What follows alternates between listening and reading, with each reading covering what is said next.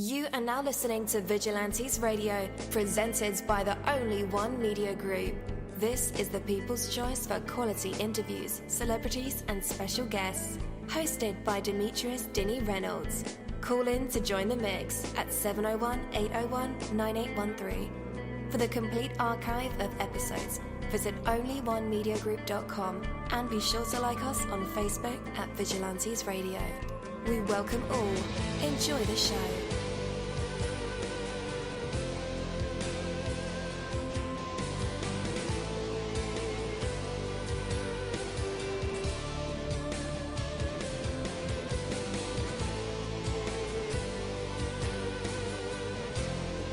Ladies and gentlemen, please welcome your host, Demetrius Houdini Black Reynolds.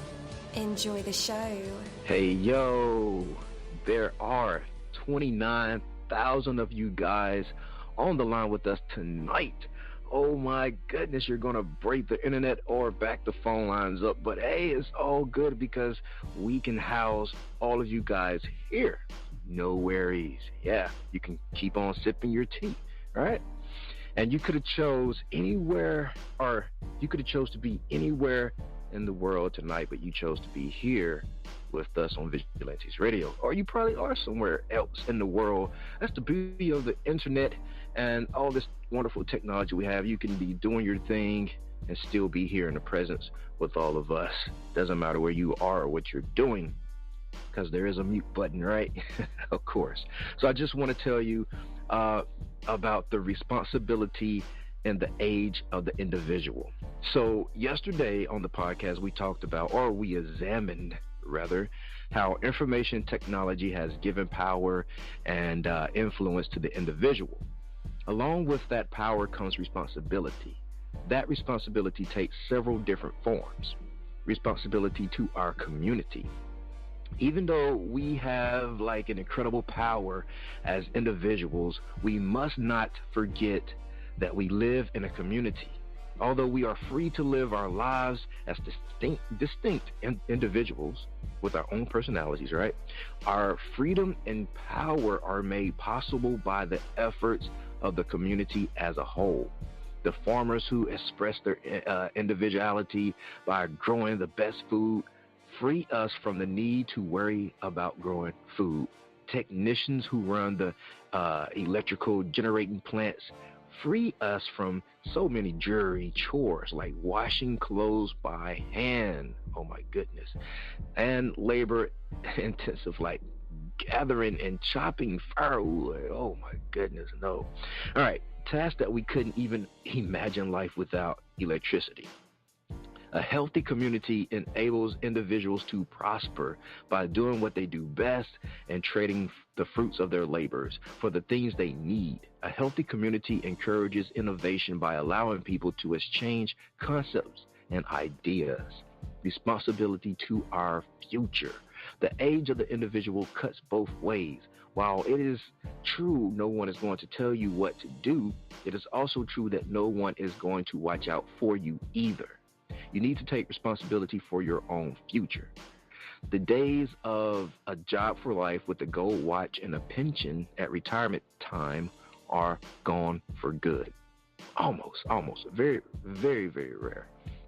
Responsibility to possibility. We must learn to explore new possibilities. The opportunities are endless when you put your creative mind to work. Our freedom to explore new possibilities depends upon our willingness to do so. Responsibility for learning. We have so many opportunities to learn something new upon this internet, right? I mean, oh my gosh, YouTube is cutting down like the time you have to go to school. Who would have thought, right? And the more we learn, the more empowered we become. In a time where information is money, a lifetime of continual learning is a necessity. If we can learn to become responsible for our own lives, then the opportunities open to the individuals will be incredible. That's my word. Word is bond. You can take that from me, dini-mussolini. You're live in the mix. Let's get this started.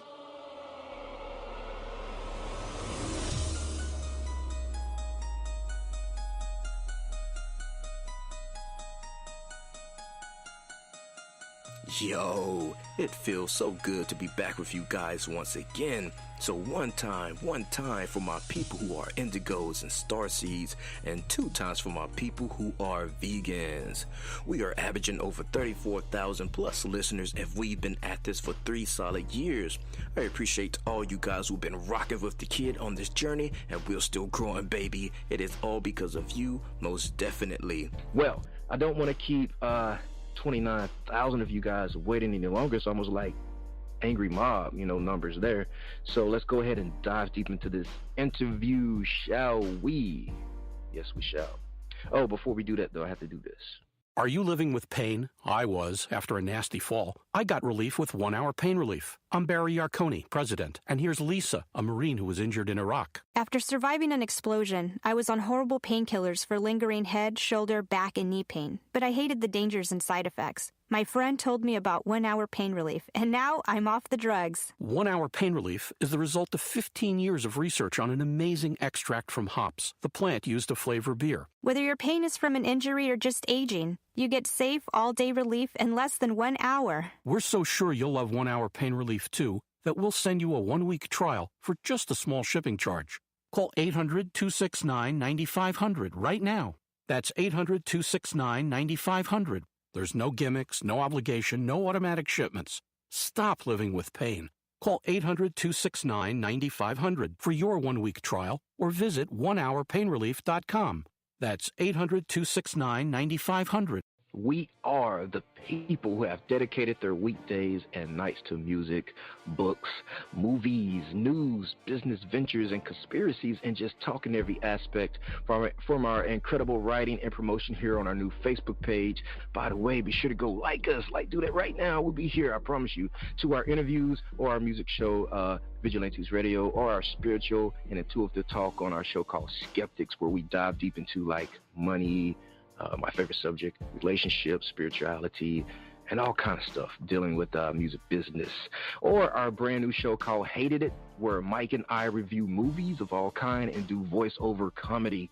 We spend each and every day giving our maximum effort to create a vibrant, exciting indie and professional community for all creative minds that coexist in this beautiful artistic world.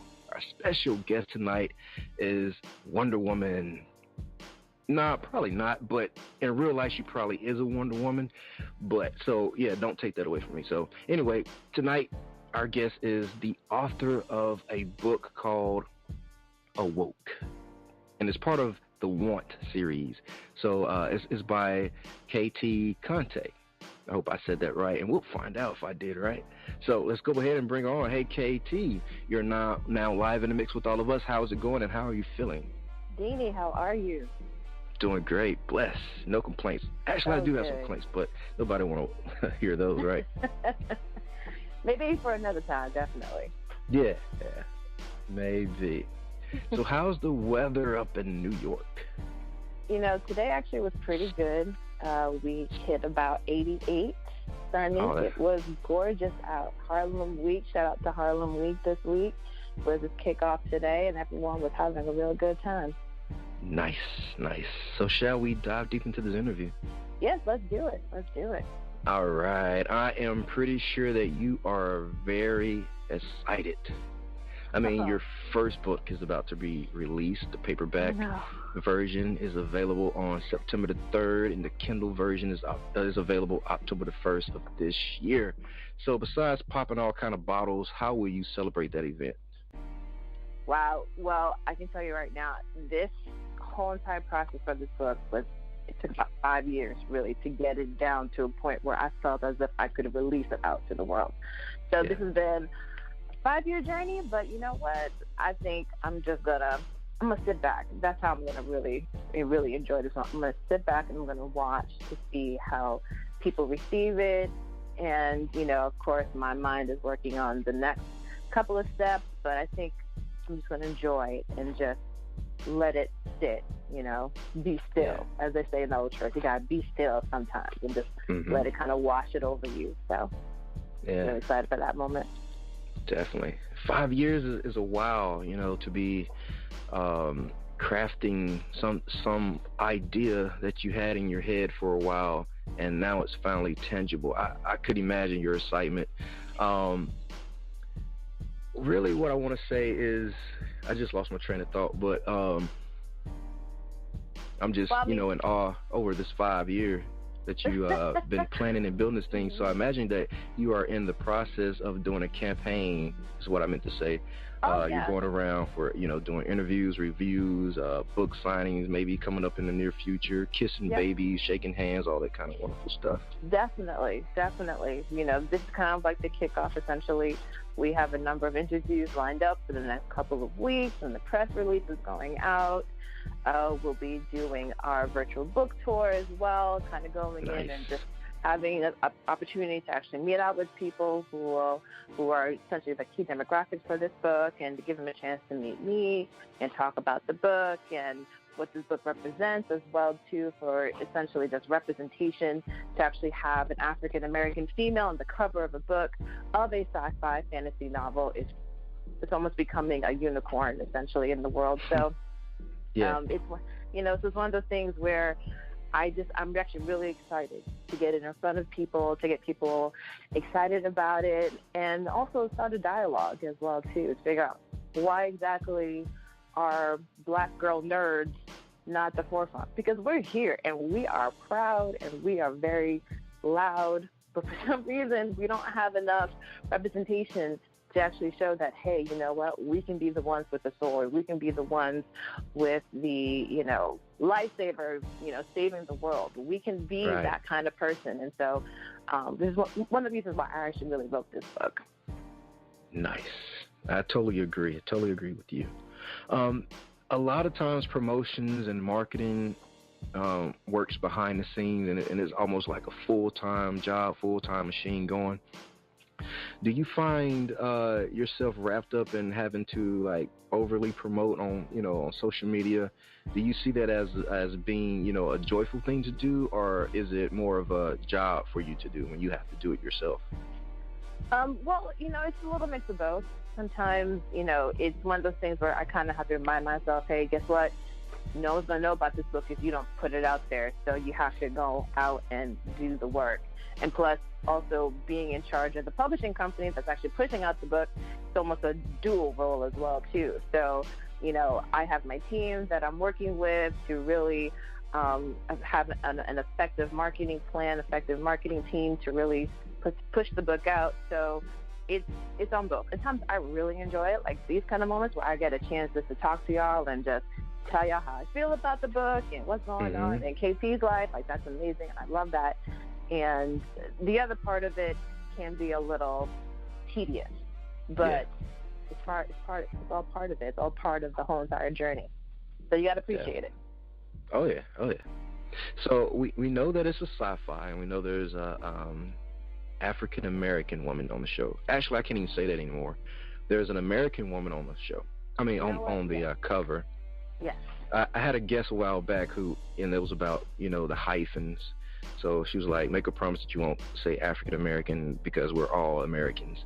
I was like, yeah, you're right. So, all right, there's a Black American woman on the cover, right? So tell us more about this new book of yours, if you will. Sure. So the main character here her name is Katya, and every time I ever say that, people are like, are you sure she ain't Russian? I'm like, no, her name is Katya. Get it right. Anyway, so she has this ability that she's been hiding since she was 8 years old, and she tries very much to be normal, because if you're not normal, then you're weird, and if you're labeled weird, there's very little interactions you tend to have with human beings. They tend to put you off to the side and not want to have you around everyone else, because everyone wants to have a very normal, predictable life. And so she very much creates a world for herself. She's pretty, obviously, because she's gorgeous. And, she's erected this popular facade, and she's decided to date this very much of a basketball elite guy. This whole entire story takes place in Boston, which is near and dear to my heart. I'm originally from Boston. And one night after a very interesting interaction with a man who also gives off the same kind of powers that she does, she realizes that her power is actually something that the world needs, and it's not something to be ashamed of. And so she is going through a very large journey of figuring out who she is, what her role in the world is supposed to be, and whether she actually wants to participate. And she's given multiple times to have an exit. If you don't want to be part of this, you can step out. And she has to always continue reevaluating, saying, do I want the facade that I created for myself, or should I really step into the role that was made for me, that is my absolute true purpose? Mm-hmm. And so that's kind of the journey that she kind of goes through. And of course, there's a sci-fi aspect of it too. It's because she sees the dead, and there are monsters that essentially that the dead turn into at the point of death. And so she has to figure out as to how she can use her powers as a weapon for good and as a weapon to balance the good and the evil that is in the world. So it's like I said, like, this is a story that I was working on for 5 years, and it's one of those things where the story has taken so many different shapes over the course of the years. And as I've grown as a person, Kaya has also grown as a person. And so, you know, a little bit of myself, I think every author does that, a little bit of themselves is within their main character, some aspect of it. And so Kaya, for me, is almost like a personification of my own journey of figuring out what my role in the world is.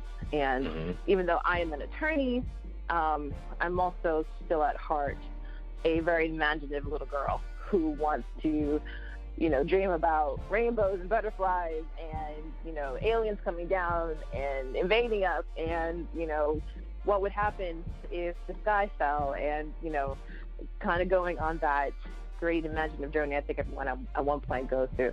So Awoke is a story of redemption. It is a story of identification, self-identification, and also empowerment. Mm-hmm. Nice. How many books do you plan on writing about Kaya in this series? So this is a 3-book series. There might be a spin-off.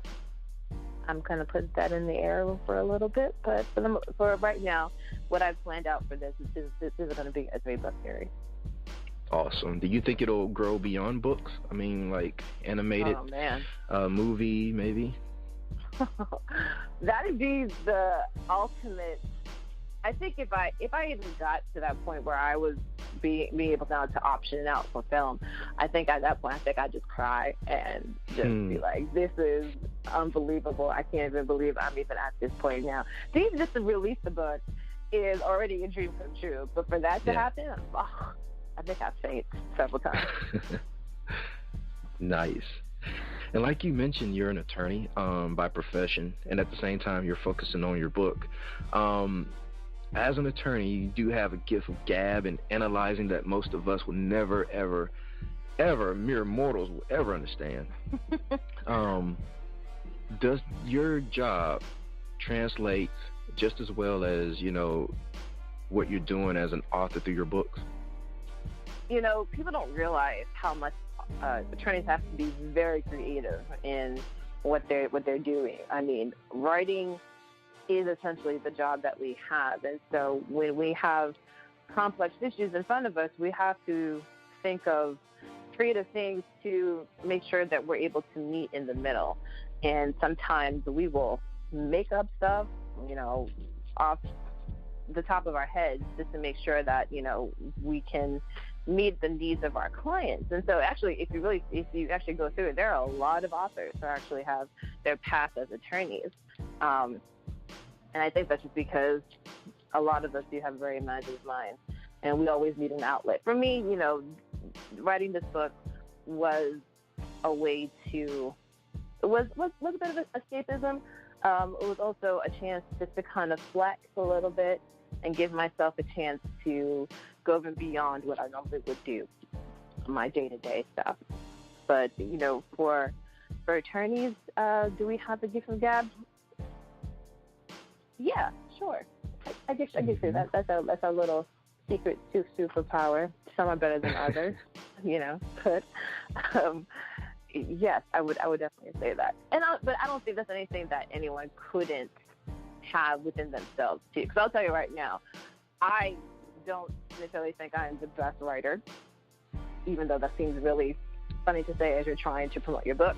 However, that is something that I think over the course of the years writing this book, I have just perfected how I've written. And it's a muscle that you have to continually work, and you have to continually, exercise to get it to the point where you are effectively creating an atmosphere, effectively creating a world, a character that can absorb the reader into it. And when I mean absorb, I mean like you're reading it so much that you literally lose track of time.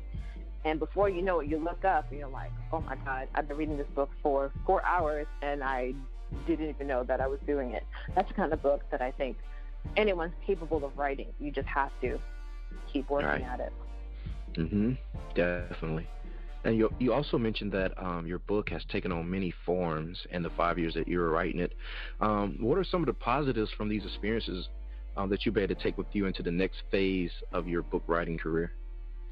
Well, I can tell you right now, it's not going to take me another 5 years to write this book. I can promise you that. For the next one, it's really been about more of my own confidence level. I've had a lot of self-doubt because again, it's one of those things where you've always thought maybe you could do it, but and when it's time to actually put pen to paper, you're just not sure of what you're capable of or whether you're good enough. And so I've definitely grown as an author. I've become more comfortable in my abilities, and I've done different things to kind of work my way through. And of course, I think for any author, anyone out there, you should have a team around you. So someone that you can rely on to read your materials, to give you honest opinions about what they're reading, and to have an editor. And I know that sometimes editors need money, but if you really want to do a fine job of putting out a really good book out, you have to have someone who can go through and work it with you, almost as a partner, and to really put out an effective book. So now that I have that team, I have those people in my life, it's made this whole entire experience, at least definitely toward the end of just perfecting the book, a whole lot easier. And collaborative work is the best work. Definitely. So tell me about your ideal place for you to sit, write, and be creative. Like, what's your setup like? For me, everything has to be personal, real close, quiet, and comfortable with my green tea and my incense. What is your setup like? For me, it's actually really interesting. I can literally write anywhere. It could be anywhere in the world. I can write it as long as I have something to write with, whether it be pen and paper. Sometimes I actually prefer having pen and paper just to get distractions away from Facebook and all that, or my laptop if I really need to make sure that I'm just flying away, and just a pair of headphones and music. That's it. It could be, and I have very eclectic taste in music, so whatever my mood is, sometimes I'll literally just throw on 80s pop and I'm good for a good couple of hours, and I'll just play that. Sometimes I'll throw on some 90s R&B. I have mixes. Like, I was a low-key DJ back in college. My roommates will laugh at me if I say that, but it's true. I was a low-key DJ, and I still now make playlists all the time. And so I'll throw on a playlist and I'll just go to work. Definitely. So give us the ultimate description of the vision that you have for your book. The ultimate vision. So if I were to get everything that I ever wanted with this book, it would be just recognition that Black girl nerds are out there, and they are a large, burgeoning group of people that I think the book industry really needs to pay attention to, because they have such a large buying force that I think is really being missed. And so I would love for this to obviously be in hands of every single black girl nerd ever, and everyone who enjoys sci-fi, YA book, whatever, to have a copy in their hands. To have it into film or TV would be even beyond anything I could ever think of. And if I was being real with myself, I would probably say I want that J.K. Rowling status. Like I would love to be on that level. I don't think, I'm gonna say whatever God ever envisions for me is going to happen. It will happen. If that's that JK status, then I'm all for it. If not, if I get moderate success, that'd be great too. Again, just having this book out is a monumental success for me. Definitely. So, how did you acquire the skills to describe expressions and communicate emotions through your writings? When I was in high school, I think maybe everyone kind of goes through this, but when I was in high school, I did a lot of poetry. Like, as an angsty teenager, you kind of go through, oh my God, I can't believe my mom did, blah, blah. And so, at that point, I would, again, just grab some pen and paper, and I would just start flowing, and I would start describing different things, and it made me feel better, obviously, because I had maybe sometimes the best way for me to really analyze how I'm feeling is to get it down on paper and actually read it out like a letter. Right. And the way that I would just say how I was feeling, I would always do it in some sort of metaphor or some sort of simile that I would just kind of run through the whole entire gamut of the piece. And so that allowed me, I think that was the building block of me being able to really effectively create and express how exactly my character is feeling. And even then, my editor, Brenda, was amazing in just bringing out even more out of me to say, okay, you know what? I see where you're coming from, but I feel like you can dig even a little deeper. Let's bring out some more. Mm-hmm. And so, again, like I said, with everything, it's learnable. It's as long as you have someone kind of bringing it out of you, being that writing cheerleader that you need, anyone could possibly do it. Mm-hmm. And tell us about what type of person is this book truly for, and why should they and others want to pick this up to read? So this book is in the same vein of The Daughter of Smoke and Bones, which, if anyone's very familiar with that, it's very much of that fantasy, paranormal space of just a girl with a particular power, anything like that. It's definitely within that line of vein.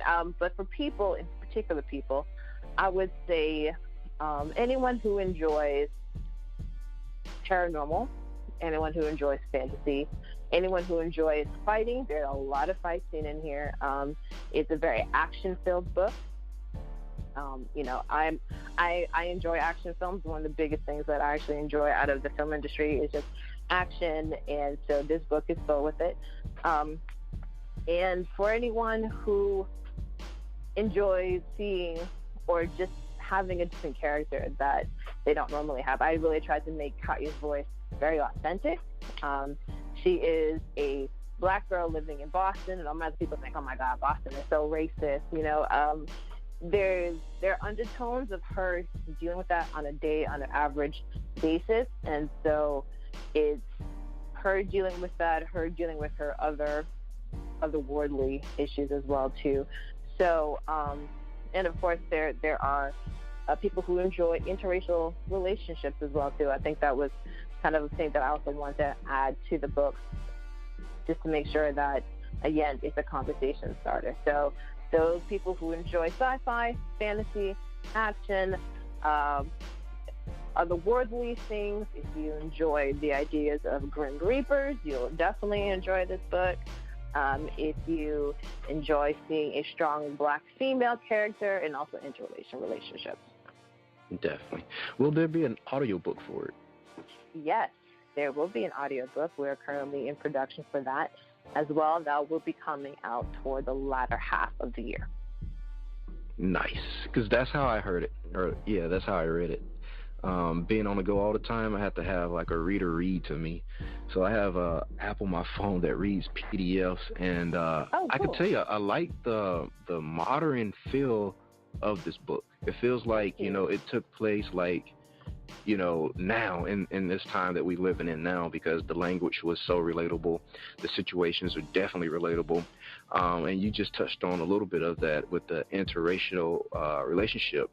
I believe that is very important for, our country right now, with politics and social division all of a sudden just coming up out of the ground, I guess you can say. Why do you feel it was important to have that situation in your book, though? It's sad that we cannot move beyond this.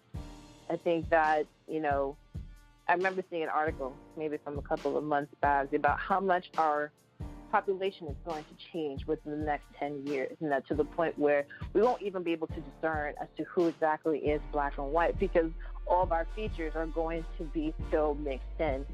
And for me, I think love is love, regardless of what that person might look like.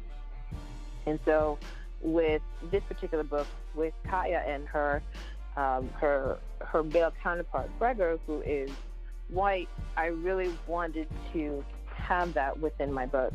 And I mean, of course, one is dead, one is not. So, of course, there's kind of those, that conflict. But for me, just to have that in the book, I want it to be a normal thing. And the fact that I have to have that conversation still saddens me, but I want my kids, when I do have kids, that to read this book and be like, it's absolutely normal.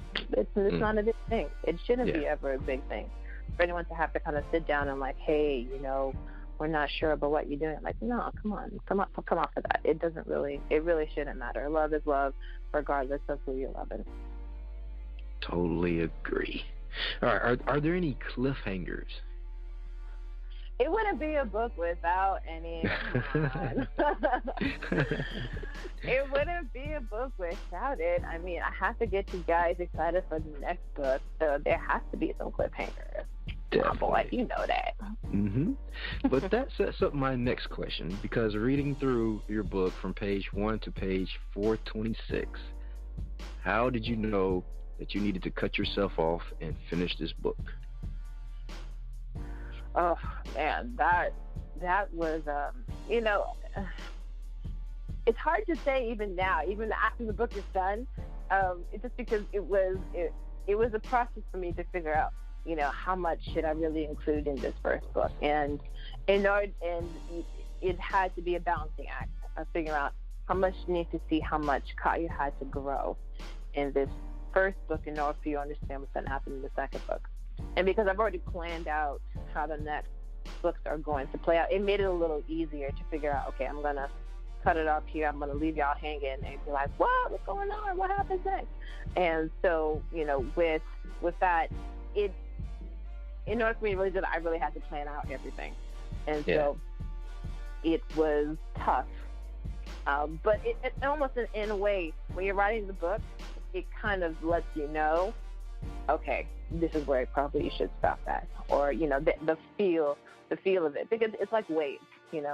At one point it'll start crescending up, and then it will descend down, and so you want to include as many waves as you can to keep the reader interested, but at the same time you have to say, okay, you know what, it's time to cut it off here.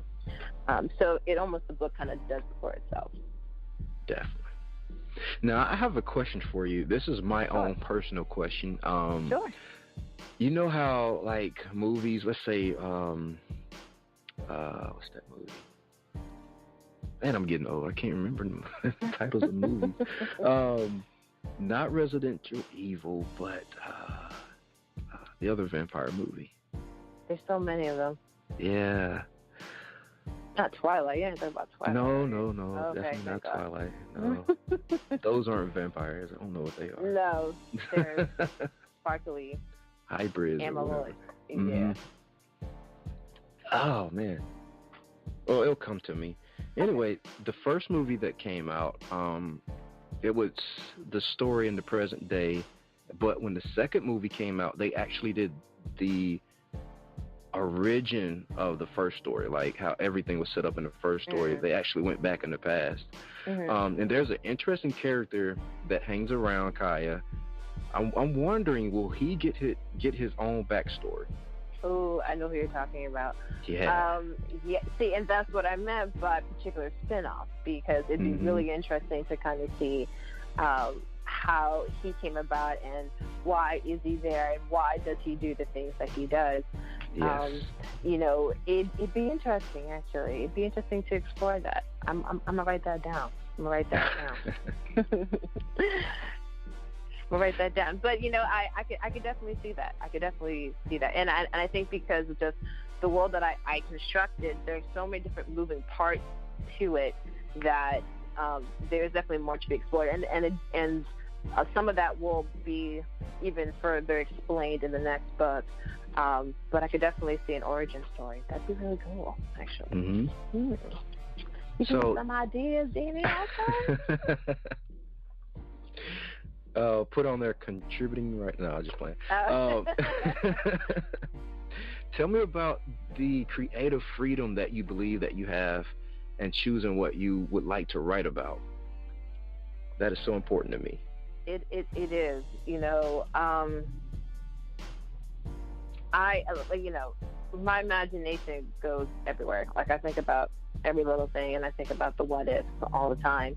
To be able to write exactly what I want, to see it how I want, to even be able to place myself almost in my story, to pretend as if I am the protagonist, was such a liberating thing. And I, you know, even when I look at other books that I admire, the books that I love, I always think that you could have done something a little bit different, you know? And I mean, I'm a little arrogant to almost think that, because obviously the author went through a lot just to write that piece. But sometimes you're always your own little critic, and you think, I wish you had done this. And so being able to even do that for yourself in the book and to put in those ideas and those things that you've always pictured is a really great feeling. And I'm sure people are going to read my book and be like, oh, girl, I wish you had done this a little bit different. But it's okay. That's really okay. Which then, if I'm able to fuel your creative freedom and you wanting to, you know, write your own different ways of doing it, then I think I have done what I could. I have then effectively maybe fostered the next set of authors, which is even amazing to even think that. Definitely. We have a lot of people who listen in who actively look for motivation and encouragement from, you know, our guests. So feeling like the new authors who want to do what you're doing, on why it's so important to retain as much creative control of their art as they possibly can. So I am an effective cheerleader, let me just say. So if you are an author out there and you've been thinking about a book, and I've had so many people already over the course of the last couple of days, I had to come out to my friends and family and say, guys, guess what? I'm an author. I have a book coming out. People are like, what? Are you crazy? Really? And so people have come to me and said, how did you do it? How did you decide to actually go through this?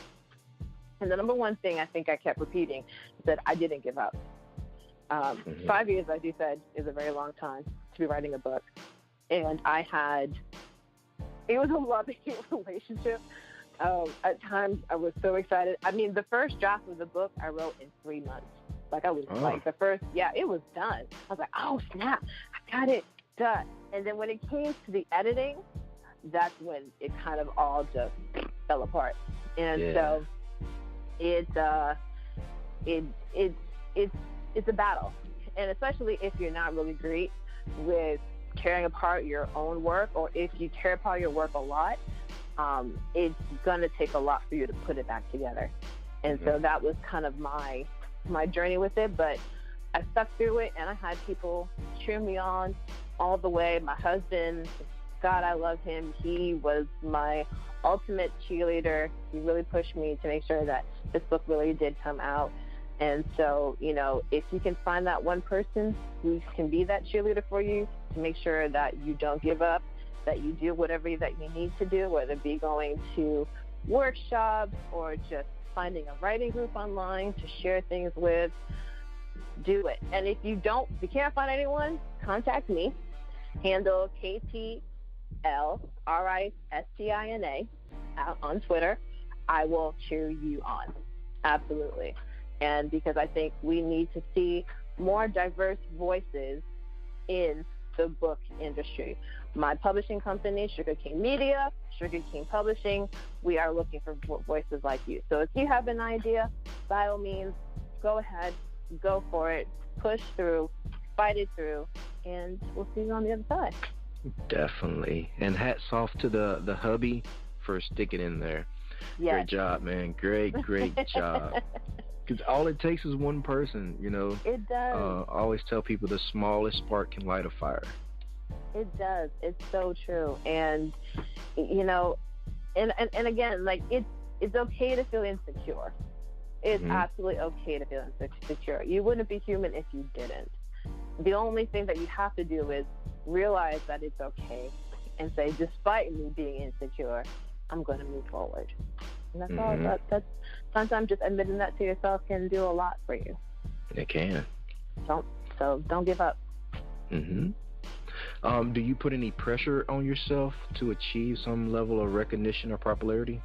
We know that you're shooting for the J.K. Rowling status.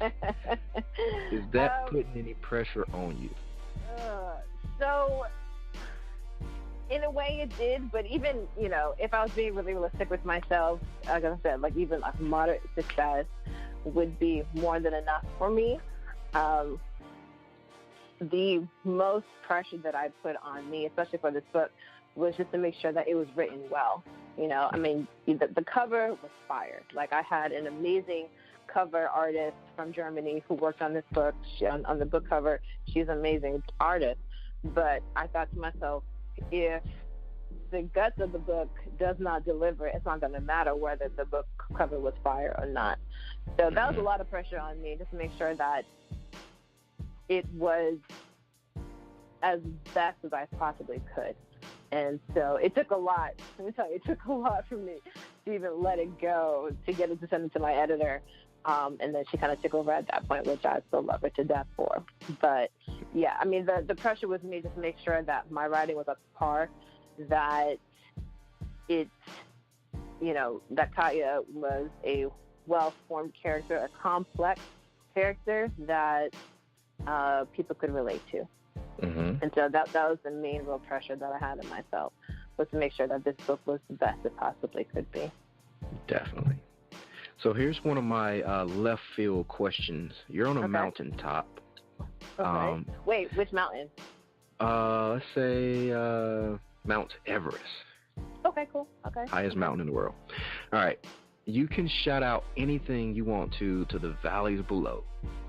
What would be the one thing you would yell out as you're letting go of the past and moving forward? This is going to sound really random, but I would say, Mom and Dad, I am a published author. And I say that, cool. And I say that because, and y'all gonna laugh about this, my parents don't know anything about this. Oh. Nothing. They know nothing about this book. They know nothing about my publishing company, which is funny because I literally talk to them every day. And wow. I know it's kind of crazy, but I come from a Caribbean background. My parents were born in Haiti, and so as being a first generation American, there's a lot of pressure on you to make sure that you're doing the right thing. And by right thing, for Haitians, you are a doctor, you are a lawyer, or you are an engineer. So if you're not one of those things, it's kind of like, forget about it. So in order for me to really come out to my parents and tell them I'm an author, I have to show them that I've done it already. So, that's going to be real interesting when I finally show them this. It might be a little while, but eventually I will tell them. Right. I don't know how you're keeping the secret. That is wow. There are ways. There are ways. Plus, social media. If your parents are not really on it, they're not really going to worry about it. So. Yeah. Well, my fellow Haitian, I'm Jamaican. I have 7 jobs. You know, if you don't have more than 5, you're not successful. Right. You got to have a couple of hustles on there. Oh yeah.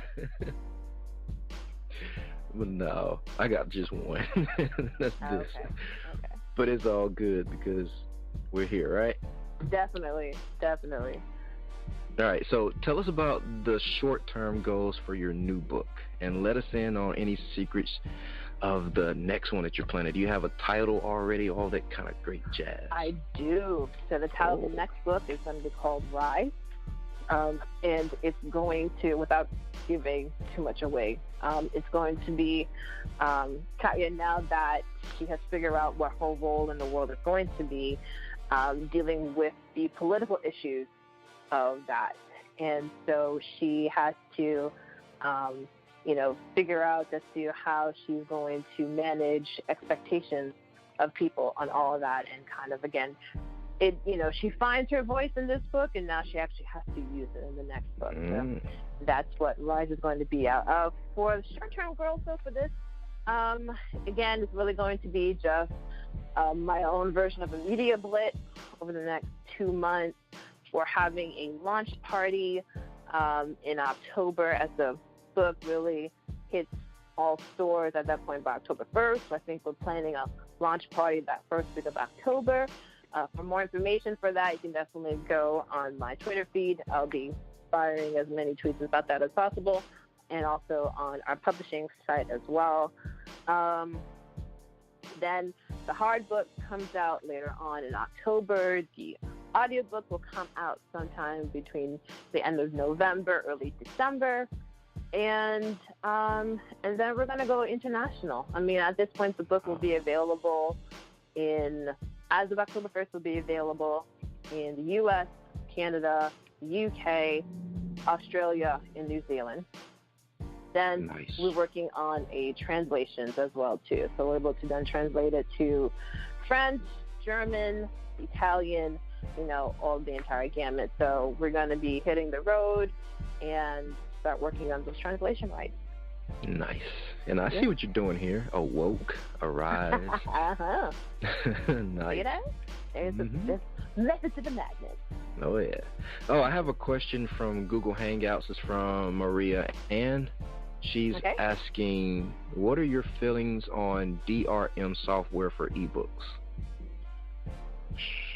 So, as a consumer, I totally, absolutely understand that, because you want to have free ability to read the books that you want. As an author and the publisher, I would hope that you would go through the channels that we've set aside. Because, I mean, again, to be really honest, there's very little that we're really making off of each sale that we're doing. So we really would hope that you would go through the normal channels of actually getting the book through iTunes or wherever that we're trying to do. And we're trying to make it available as possible. For this book, it'll be available over 70 different retailers that you can find. So I hope you buy it. Definitely. I have another question from Google Hangouts from Peter Green.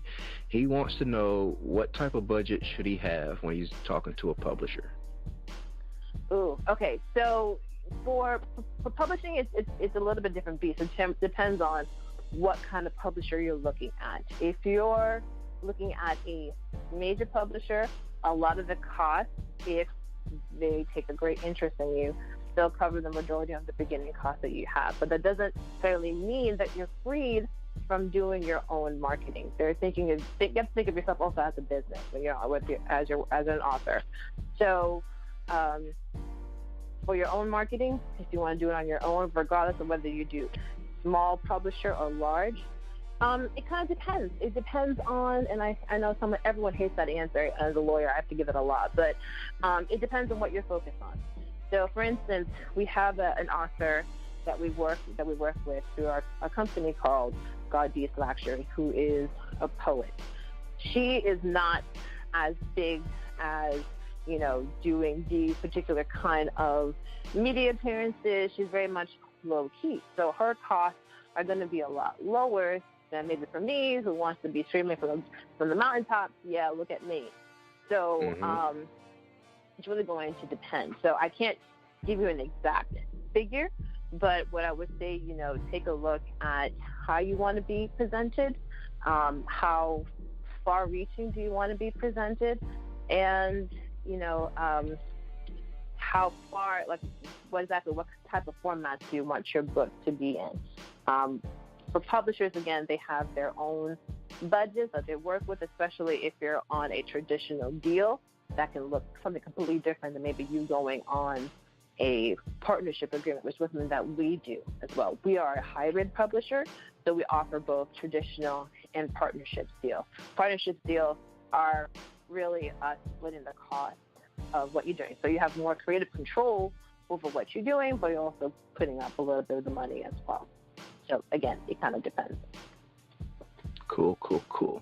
All right, KT, I'm going to let you have the traditional open floor, or what we call the open mic here at Vigilantes Radio. I'm far from perfect, and there are so many things I would have liked to ask you that I probably forgotten because I'm getting old, or, you know, we just didn't have enough time. So here you are, my friend. The floor is yours to address or promote anything that we missed, anything else that you like to say to your loved ones or fans out there. And don't forget to let them know where they can purchase Awoke-the-Want-series.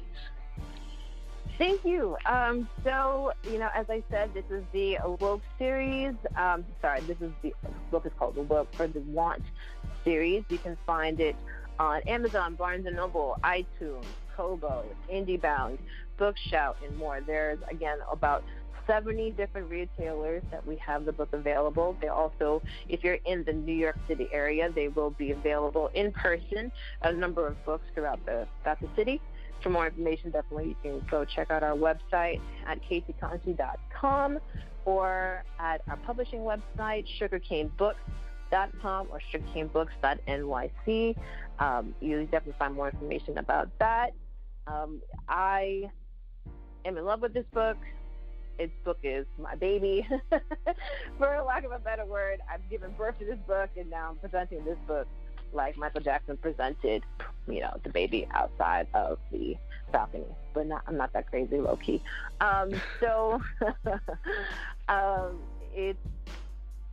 It's a book that has many international characters.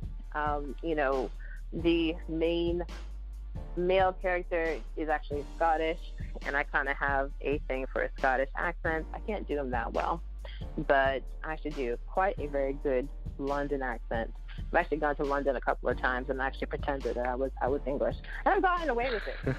I actually got away with it. And it's actually really bad too, because when I start drinking and it just comes in. It's absolutely insane. You know, it would be funny if I did the rest of the pitch in the English accent. Hold on, let me see if I can do it. So absolutely. So I actually would appreciate it from the bottom of my heart for you to actually go out and actually buy this book. This book, again, I say it's from the bottom of my heart, like a baby to me. And as k-t-conte would say, you know, I appreciate all of you. I appreciate all of you for coming out and actually listening to every single bit of this interview to understand exactly where I come from, to actually hear about the origins of this story. And a lot of it is just, it's a birthing. It's a birthing, I think, of the new movement, of the Black Girl Nerds movement. And if you're part of that movement or you can appreciate it, you know, I'll definitely encourage you to reach out to the website, reach out to the book. And again, if you're interested, if you have a book idea that you actually would love to pitch to us, please reach out to me. You can find me on our website, again, sugarcanebooks.com. That is awesome. You should do voiceover. You would talk fast like those London people. Man, that was great. Thanks. Oh, yeah, you should be doing voiceovers. Actually, I thought about it. My Scottish is not really that good, but I could do the rolling R's like really, really well. But the English one, I could do a whole lot better. But I could do a little better.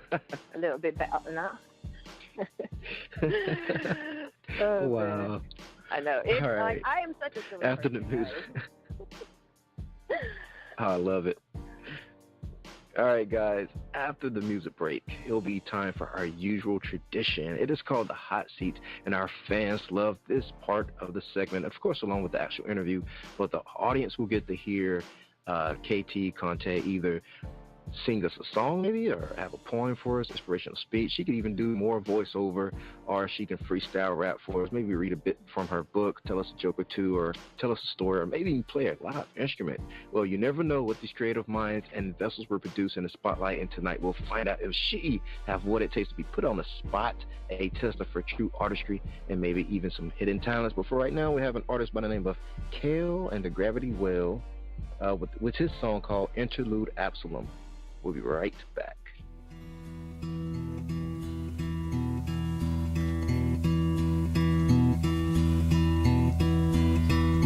Fear snaked out of my mouth like a murder in the sweaty cloth in the night all unseen. Strapping band, the catch and the wire, piece of all the terrors yet to be.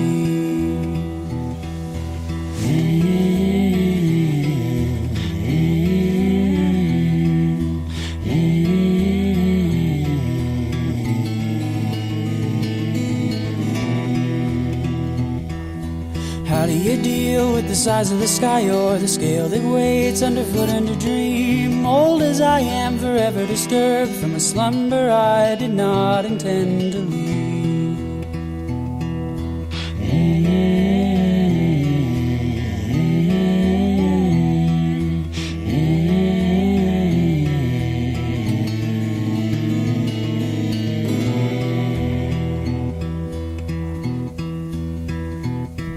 I saw you there, that stoic stare. Was it empty, was it storming? Do you know the climb? How steep, how high? When you rise up in the morning.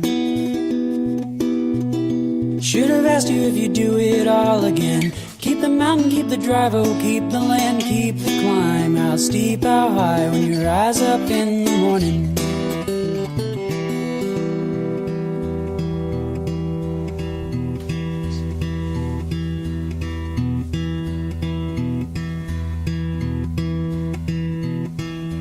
Lonesome, dark, what a crowd, what a wedding. Come join the dance, here we saved you a seat. When the lights go out, when your tongue is a wasteland, sit or stand, we'll take you from your feet.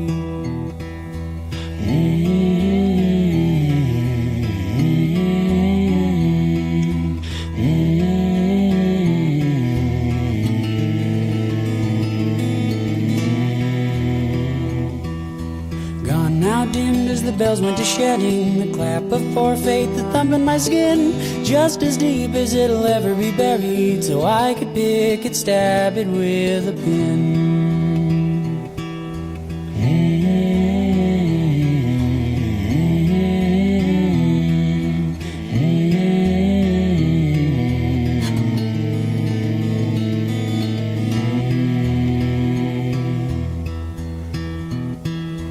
Were you always there? Yes, always there. Did you issue any warning? Who holds your gaze? What thing, what place? When you rise up in the morning. If I asked you if you'd do it all again, you would say it didn't weigh on you like that climb is high in the dead of night, but you rise up in the morning.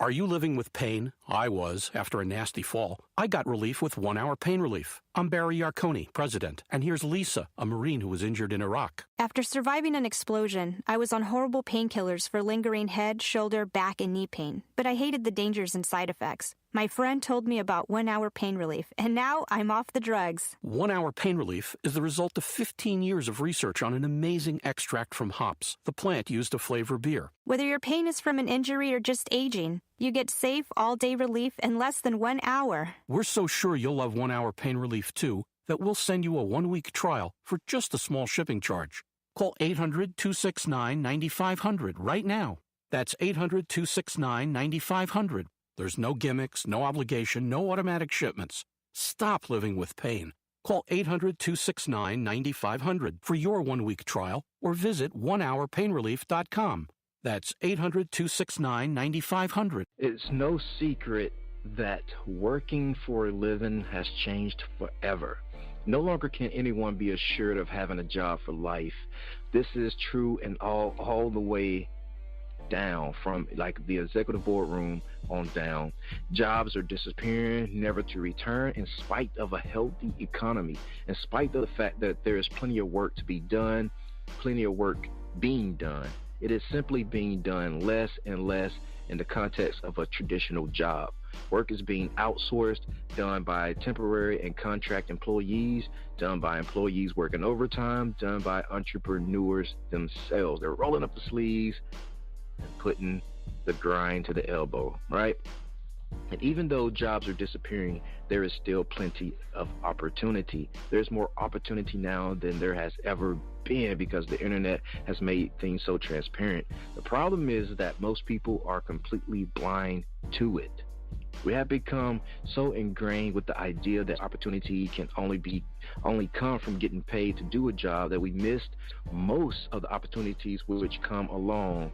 Everyone is after money. The way to get money is to produce something, be it tangible products or services or ideas that you can exchange for money. That is the model that we know so well. However, in our focus on money, we lose sight of the true opportunities that are all around us. The biggest opportunities come to those with vision, to people who solve tough problems, who dream big dreams, who try things that have never been tried. The most successful businesses do not simply create products or services in exchange for money. They pioneer a new ground. Exactly what k-t-conte is doing with her new book, New Ground, Unexplored Regions of Authorship, right? Yeah, big dreams. Big dreams to create visions so grand that people are compelled to follow them. For a better part of the industrial age, people have been able to enjoy rising standards of living just by learning how to use the tools of the industry and by doing the jobs assigned to them. This goes for engineers, accountants, assembly line workers, technicians, salespeople, managers, and most other workers. An honest day's work in the service of someone else's visions is a return for good pay. That is all changing. Technology is providing the leverage that once was supplied by a well-run corporation. The result is that one individual, properly equipped, can do the work of hundreds. All of a sudden, the dreamers and the visionaries no longer need all the dedicated employees. Too many people have become too good at using the tools of production and no good at figuring out what to do with those tools. For the most part, we are not taught in school to be creative. We were taught to be productive. We've concentrated all of our lives on the how and never thought about the why. To prosper in the coming information age, we must become masters of the why. We must dare to dream big dreams, to explore uncharted territories, to develop new concepts, to follow our vision. For the person who can do that, there is infinite opportunity. Look around you, my friends. For everything you see, ask yourself why not, and what if. You'll see opportunity in every direction. Don't depend on your competence or your expertise or your specialized knowledge to carry you through life. Look inside yourself and find a vision. Find a why, and you'll suddenly see a lifetime of opportunity Word is bond. Take it from me, Dini-Mussolini. But for right now, let's bring the woman of the hour back on. I like to call her Superwoman. KT, you're now back live in the mix with all of us. You're now in our hot seat. So what do you have for us? Oh, sorry. I was on mute. I was talking to myself for a good couple of seconds. My husband was trying to convince me to sing a song, but I think because you guys enjoy the voices so much, I think I'll just do a piece of the book that I have up on my website. So here we go. Okay. I had been talking to someone at the pub when your friend interrupted me. The man from the pool table? Yes. I was curt with her because of her awful attempt at flirting gave the man the opportunity to run. I cornered him in the alley. What you saw in the alley wasn't murder. The man was already dead. I snorted. Right. Because dead people hang out at bowling bars and beg to be spared from murder all the time. He smirked. You'd be surprised at what the dead will do to get what they want. Hey, I thought we were going to be honest with each other here. I am. It's up to you whether you believe it or not. I sighed and I crossed my legs. Okay, fine. I'll play. Let's say the man in the alley was already dead. Where did he go? A human spirit doesn't cross over. A human spirit that doesn't cross over causes an imbalance here in this plane that we call the rising realm. To right this imbalance, I sent him over to another place which we call the room of prophecy for judgment. Had he stayed in the live realm any longer, he would have become a liability. When they don't cross over, that energy becomes like a beacon for some pretty ugly stuff. Wait, so you sent a dead spirit to this place, the room of prophecy, to be judged? Scott nodded, studying me again. Yes, spirits like him. Unfortunately, there are many more. A reason behind these tremors and the unearthly screams you heard tonight. That massive shadow beast was from another plane, a much more dangerous plane. The screams were from the beast. The tremors you heard from the beast were walking around the life plane looking for the human spirit to devour. They looked to devour humans to absorb any remaining power that they might have. In a sentence, the beast was hungry. His face remained very serious, though there was a slight glimmer of amusement in his eyes as he watched me process his words. So, you saying you sent a dead man to be judged to keep a giant shadow from finding him. And you have this ability because I am the Kyrios. I remember the man in the alley. Please, Kyrios, I'm not ready to go yet. There's too much I want to do still. I eyed Scott suspiciously. The man did call you a Kyrios. What exactly is a Kyrios? Sounds like a cereal. He smiled eerily and leaned slightly forward. I've been called many things over the years. The Anku in the Celtic, Hades, the Shinigami in Japanese, Angel of the Dark. So angel is a misconception. Far from it, actually. My eyebrows rose. What are you saying? You're the Grim Reaper? Death? Yes. All of the above. Thank you. Nice. All right, websites. Where do you want the people to come and find you? And if they go to these places or send you a message, will you respond directly? Oh, absolutely. I answer everything that comes to me. I am a type A personality. I cannot leave anything unanswered. It drives me absolutely nuts. So you can find me at k-t-conte.com. You can also find me on Facebook at facebook.com/k-t-conte. My Twitter is KTLRISTINA on both Twitter and on Instagram. You can also go to our publishing company's website, sugarcanebooks.com, sugarcanebooks.nyc, for more information about Sugarcane Books in general, what our mission is, and also if you have any submissions, if you are a budding author, we would love to hear from you. We are in the process of increasing our catalog, so if you're interested, please do check that out and make your submissions there. And yes, we have our forms on each of our websites, and I answer all of them. Nice. All right, guys, just in case you didn't catch those links, I did all the work and typed them all out and put them in the description of the show, so all you have to do is click it. Thank me later. No, thank me now, actually. All right, everybody. k-t-conte, everybody. And her book, Awoke-the-Want-series, will be out pretty soon. Thank you, guys. All right, Thank you so much for having me. Thank you. Thank you, my Vigilantes family, as always, for checking out my podcast over here at Vigilantes Radio. All episodes are available for free download, and you can grab it from either Spreaker.com/only1media group, iTunes, YouTube, the app called Podcast Addict, or our website, which is only1mediagroup.com, and that goes for every single show that we've ever aired. If you'd like to request music or send something for us to play, email it to theradio@only1mediagroup.com. Here's my disclaimer. We are genre-free, we do not judge, and we absolutely do not base our opinions on hearsay but facts alone. And actually, you can scratch all of that because all of my opinions are always right. That's the bottom line. This is my show, something you got to deal with. Nah, just kidding. On behalf of myself, dini-mussolini, I appreciate you guys for tuning in either afterwards or live with us. Spread the word because sharing is caring. And also special thanks to our guests for joining us. We stepped up our game just for you guys and our guests to make sure you have the best experience here on our show. Be sure to connect with us on Facebook, Twitter, Instagram, YouTube, Tumblr.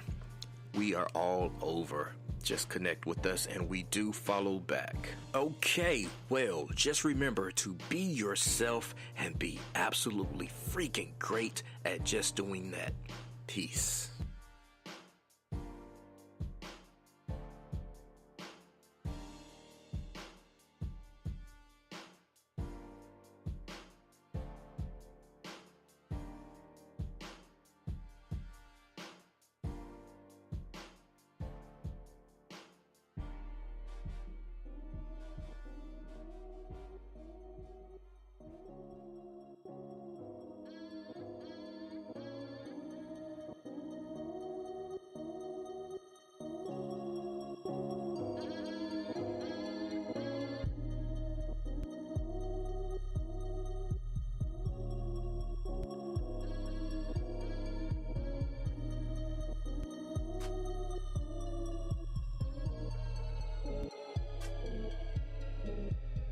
You are now listening to Vigilantes Radio, the people's choice for quality interviews, art, music, and hot topics. Hosted by Demetrius Houdini Black Reynolds of the duo No Longer the Hero. All episodes of this podcast are available for free download at www.onlyonemediagroup.com.